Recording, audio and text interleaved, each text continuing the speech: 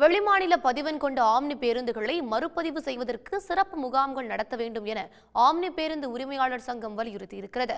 வெளிமாநில பதிவு எண் கொண்ட ஆம்னி பேருந்துகளை தமிழ்நாட்டில் இயக்குவதற்கான கால அவகாசம் இன்றுடன் நிறைவடைந்த நிலையில் அடுத்த கட்ட நிலைப்பாடு குறித்து ஆம்னி பேருந்து உரிமையாளர் சங்கத்தினர் ஆலோசனை மேற்கொண்டனர்.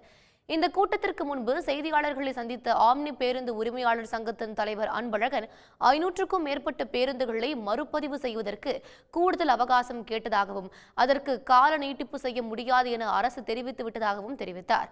எனவே தடையை மீறி பேருந்துகளை இயக்க திட்டம் இல்லை என கூறிய அவர், ஒரு பேருந்தை பதிவு செய்வதற்கே 1 மாதம் வரை கால அவகாசம் எடுப்பதால் மீதமிருக்கும் பேருந்துகளை பதிவு செய்ய சிறப்பு முகாம் அமைக்க வேண்டும் என்று அவர் கோரிக்கை வைத்தார்.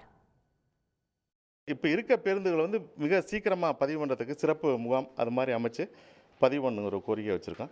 இன்னொன்று கிட்டத்தட்ட ஒரு பேருந்துகள் நிறுத்தணும்னா அதில் சார்ந்த ஒரு 12 தொழிலாளர் இருக்காங்க. அவங்க பாதிக்கப்படுவாங்க, பயணிகள் இருக்காங்க. இதெல்லாம் நிறைய பாதிப்பு இருக்குது. இதெல்லாம் அரசு கருத்தில் கொண்டு எங்களுக்கு சாதகமான பதிலை எதிர்பார்க்குறோம். இருந்தாலும் இந்த சார்ந்த பேருந்து வச்சுருக்கவங்களோட ஒரு கலந்தாலோசனை கூட்டம் வச்சு அடுத்த கட்ட நகர்வத்தை முடிவெடுக்கும்.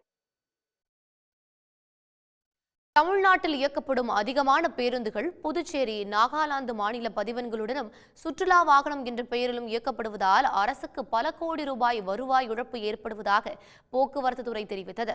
இந்த பேருந்துகளின் வெளிமாநில பதிவெண்களை தமிழக பதிவெண்களாக மாற்ற வேண்டும் என்று கூறிய தமிழ்நாடு அரசு 2 முறை அவகாசம் அளித்தது. இந்த அவகாசம் இன்றுடன் முடிவடைந்ததால் வெளிமாநில பதிவெண் கொண்ட 547 ஆம்னி பேருந்துகள் இன்று முதல் தமிழ்நாட்டில் இயங்காது என்று ஆம்னி பேருந்து உரிமையாளர் சங்கம் அறிவித்தது. தடை செய்யப்பட்ட ஆம்னி பேருந்துகளில் முன்பதிவு செய்தவர்களுக்கு மாற்று ஏற்பாடு செய்து தரப்பட்டிருப்பதாகவும் ஆம்னி பேருந்து உரிமையாளர் சங்கம் தெரிவித்திருக்கிறது. உடனுக்குடன் செய்திகளை தெரிந்து கொள்ள சன் நியூஸ் பெல் ஐகானை கிளிக் பண்ணுங்க.